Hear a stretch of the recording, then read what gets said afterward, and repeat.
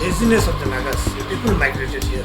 Hills, you see how hard-working the Nagas are. Yes. Once they come down to the plains, they doesn't want to work.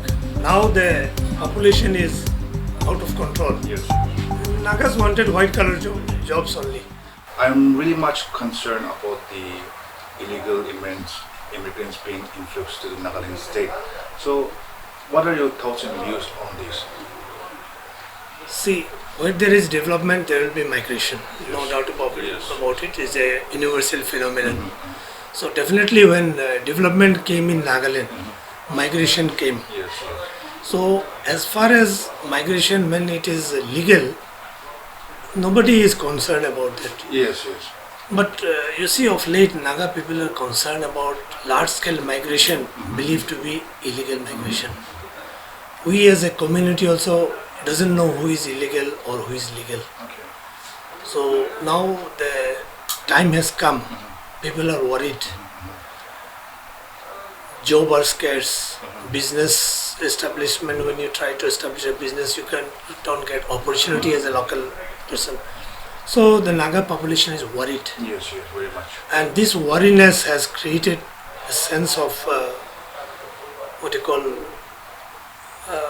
believing that outsiders have outnumbered the Nagas in all spheres in Nagaland. So recently you might have seen the Nagaland government has come up with the inland permit. Yes. So we as a community has accepted it because see, generations after generation, the young Nagas has been made to believe that all Muslims are Bangladeshis. So as a community we feel bad, though we cannot do anything about it. Exactly. But of late we decided that if the government has come out to trace out illegal immigrants in the form of introducing ILP, we should support it. Because we know that illegal migration is not only about Muslims coming from other countries here. Yes. It's about many other things. Many other religious people also came to Nagaland. But it might have been that we as a community failed to make the local people understand that all Muslims are not Bangladeshis and all illegal immigrants are not also Muslims. So we thought if we abide by the rules of the government and ILP is introduced, then bread and butter will be separated. You can find out who are legal and who are illegal. So and the concept that all Muslims are Bangladeshis also will be in black and white. That's why, it's a phenomenon which needs proper implementation also. So I have requested our government, state government also time and again, we don't mind accepting ILP, but it should be on a proper phase and it should be easy, because when we actually go to make an ILP, the form is very difficult to fill up also. You need a lot of issues are there. You need a local grantor to support you. You need a police verification and various documents. So if the state government could ease out the process, people will accept it easily, and the concept of migration, illegal migration will be clear once for all. If you just look at the overall what's going on in Nagaland, there's a lot of population in general, both illegal and legal. So see, if we just compare our neighboring state Tripura, the right of the tribal it's already been compromised. So are we witnessing another Tripura in Nagaland again, do you think? See, this is an issue which is easily said, but as you go in depth of the issue, Tripura and Nagaland differs.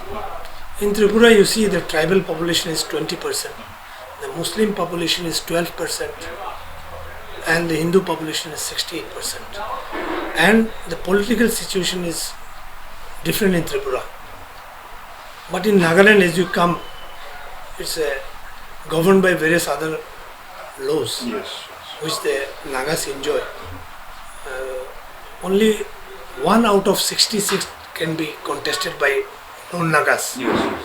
So I don't think Nagas should worry about capturing politically the land of Nagas by outsider. That is out of question. In Tripura anyone could contest. So people conquered the tribal area by contesting, participating in elections. And in Nagaland, the issue is quite different. Here, yeah, of course, I have been in Nagaland since birth, so I have seen the evolution of the population in Nagaland. It is partly, my Naga friends should not mind for that. So the laziness of the Nagas, people migrated here. In the hills you see how hard-working the Nagas are. Yes, yes. But once they come down to the plains, they doesn't want to work. And a lot of development happened in Dimapur foothill areas. So this development invited migration automatically. And now the population is out of control. Yes, yes. And even jobs are scarce. Nagas wanted white collar jobs only. But that also is there is a limitation of white collar jobs also. Now the young Naga generation, they want to venture into business. But you see all the prime locations has already been preoccupied. Exactly. So there is a sense of frustration among the Naga youths also. They start a business, but you see, a business needs a good center also. If you just open a shop outside the market, nobody will go there. But a small shop inside a market give you first business. So now awareness has been created, and Nagas has of late started working also. There are a lot of Naga shops in Nagaland, though the business is not catching up fast, but in the long run, Naga generation will take up business, and that will limit migration into Nagaland. Outsiders will not come. Now everyone sees there is an opportunity in Nagaland to business because the local people, they don't work as hard as the non-Nagas. So opportunities are created for others to migrate into Nagaland, and that should be stopped. You are the face of a big organization in Nagaland. You represent a big body, and then since you mentioned that you are also keeping an eye over the population to pick out who is illegal and who is legal. So what kind of ideas or what kind of strategy are you looking forward to? Can you give us the solution? See, it's too late for me to give you a solution, but there are suggestions. See, as a community, I as a leader of my community, I have no authority to control the inflow of migrants. I understand that. Because this land is owned by the locals. And I think local people should be more sincere. Yes, Not to accommodate any Tom, Dick and Harry coming to Nagaland. Yes, yes. You see, for any construction work or any agricultural work, people invite others blindly to come. Yes, yes. Correct, very much. So I think if the local people create awareness among themselves, that will be the only solution to keep the incoming population. I don't mean to say illegal, even legal also, migration. Illegal migration, this is an issue, but hardly you will find many. Yes, If yes. you go practically, these are good issues when we talk or discuss, but now practicality is coming. Introduction of ILP will once for all settle the migration issue.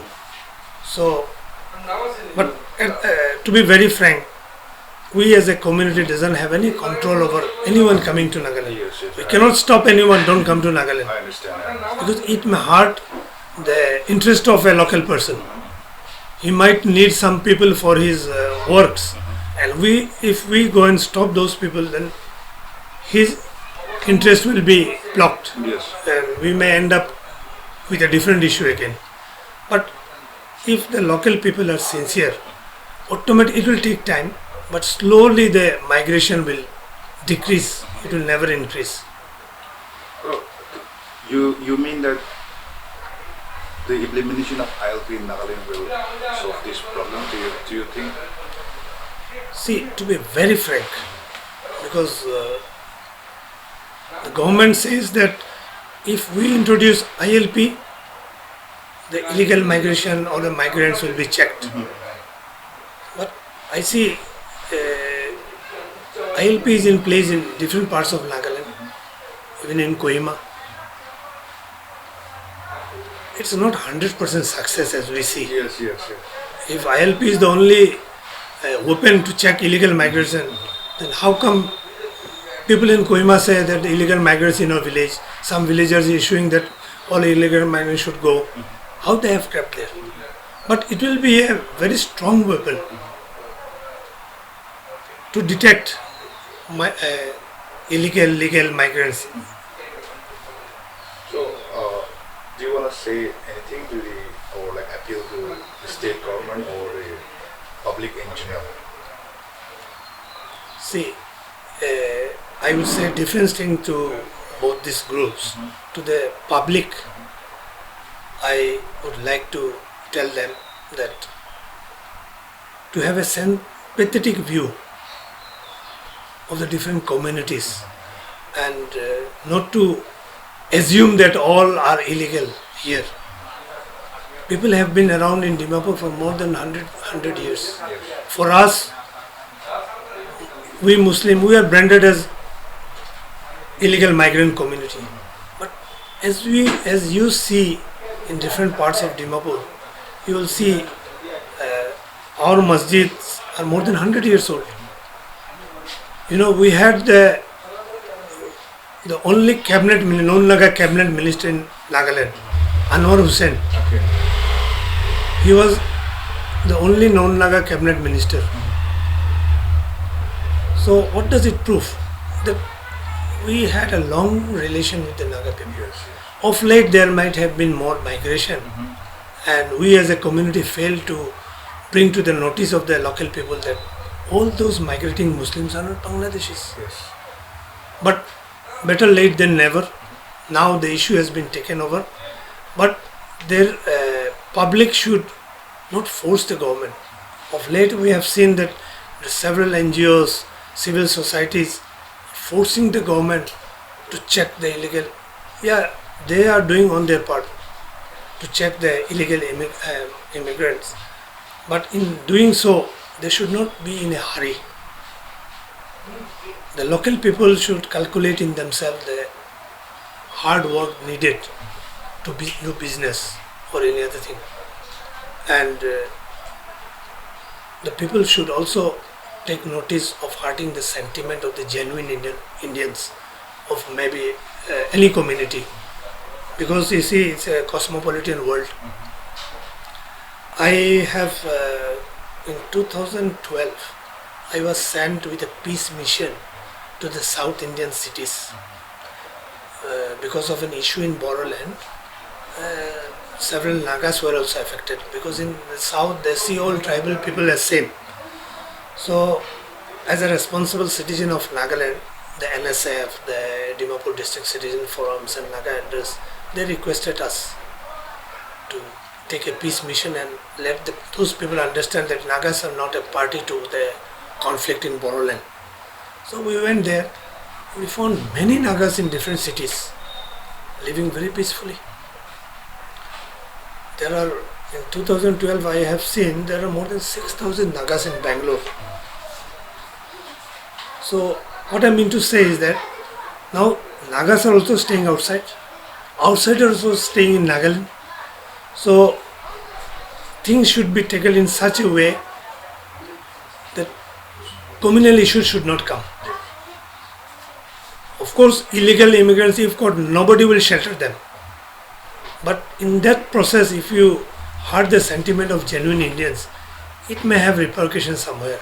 So this is an issue. And regarding my appeal to the government is, I think, looking too much at the monetary benefits from ILP.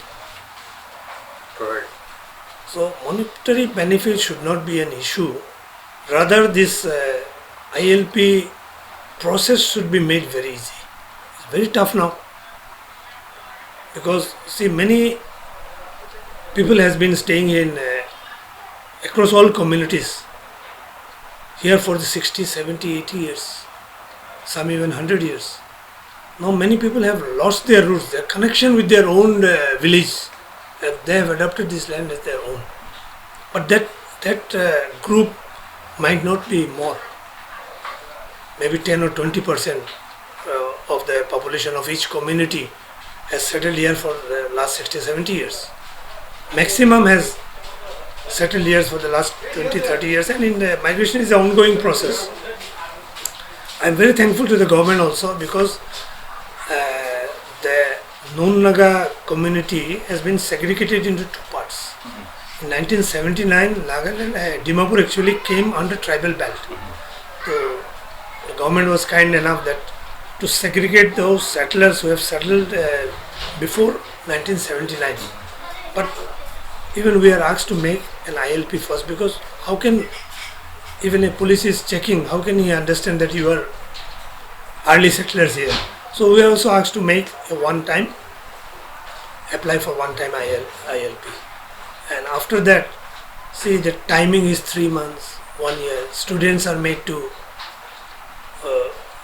procure ILP, teachers, and the amount of ILP fees is 500 rupees per year. It is not 500 actually, the fees value is more. When you want to make a ILP, you have to bring lot of documents, which also required expenditure. And most of the people who are poor or having hajira work and all, daily wage earners or employees, they find very hard. Family of 5 or 6, they can't afford to have 3, 4, 5,000 at a go, because everyone needs to make an ILP. Yes. So if the government could make the process easy, the amount of fees also less, I think it should not be a problem. Because you take the form, most of the people who cannot, they don't know how to fill up the form. So they have to pay someone money so that they will fill up, procure some documents from his native village, from the local gamburas. So a lot of expenditures are also there. And you see in the foothill of Dimapur, around 2 lakh Nun Nagas, most probably population is as such. So if you want to make it in a hurry, there will be costs everywhere. It is not like the population of Kohima, Tuensang, Mokchong, Yes. few hundred and thousands, but in Dimapur is a lot of population. Yes, yes. And a lot of ILP centers should be set up. One DC office in a district giving forms and taking forms. I think when it is fully implemented, it might not be feasible. Yes. But last month we had a meeting with our state government. All non-Naga communities were called by our Chief Minister, Deputy Chief Minister. And a 3 months period is given to have consultative meeting with the respective communities and see what are the difficulties. And then meet the government with those issues. I think much will be aged out. And then proper implementation can be there easily.